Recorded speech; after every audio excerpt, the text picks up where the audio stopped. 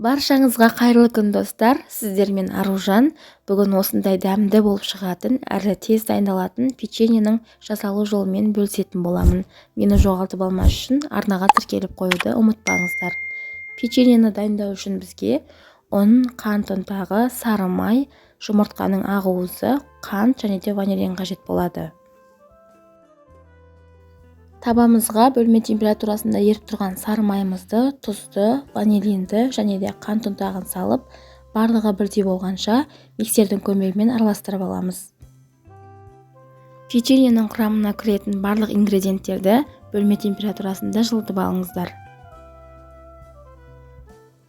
Дайын болған соң үстіне жұмыртқаның ақуызын құйып, тағы да бір келкі болғанша миксердің көмегімен араластырып аламыз.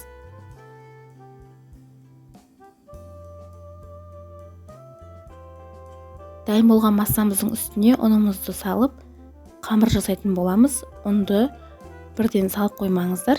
Жұмыс жасауға ыңғайлы болу үшін 2-ге 3-ке бөле отырып салып, осылай лопатканың немесе қасықтың көмегімен араластырып, жұмсақ қамыр жасайтын боламыз.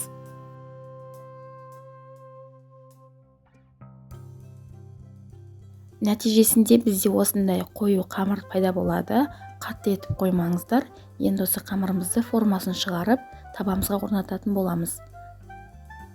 Алақанымызға май жағу арқылы екі алақанымызға да осылай майлап аламыз. Одан соң дөңгелек тәрізді етіп пішінін шығарып, табаға қойып, сәл ғана үстінен басып, дөңгелек пішінде печенье дайындайтын боламыз.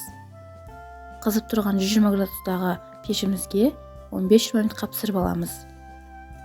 Осылай қызарып шықты. Өз қалауыңызша ұсынсаңыздар болады. Және де ортасы толықтай пісіп шығады. Достар, сіздерге де осы рецепт бойынша жасауға кеңес етемін. Маған осындай шоколадты печеньелер ұнайды. Сол себепті екінші бөлігіне ертілген шоколадты жағып, оның үстінен кокосовый стружкамен безендірдім. Өз қалауыңызша жаңғақтарын сепсеңіздер де болады.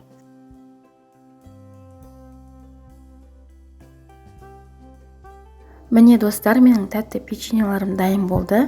Сіздерге де осы рецепт бойынша жасауға кеңес етемін. Алдағы уақытта осындай тәттілердің түрлі рецепттермен бөлісетін боламын. Видеоны соңына дейін көргендеріңіз үшін көп рахмет. Сіздермен болған Аружан.